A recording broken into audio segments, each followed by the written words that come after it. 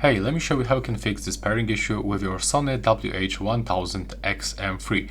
So as you can see in my case, when I try to pair them, I have this notification that my headphones cannot communicate with my phone. So first of all, I can recommend you to go back from the Bluetooth on your phone and simply restart the Bluetooth. Next, we have to perform the hard reset of our headphones. So how to do this? We have to grab our headphones like that and be sure that you power off your headphones by using this power button. When you turn them off, we have to use two buttons combination, the noise cancellation button and the power button.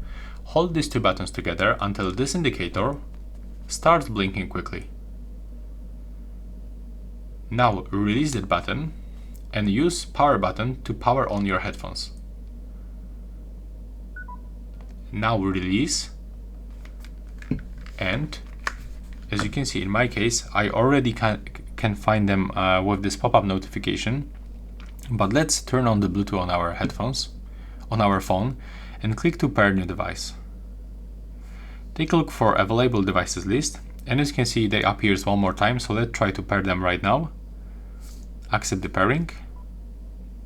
Okay, and as you can see right now it works. So yeah, tell me if it works in your case. Bye.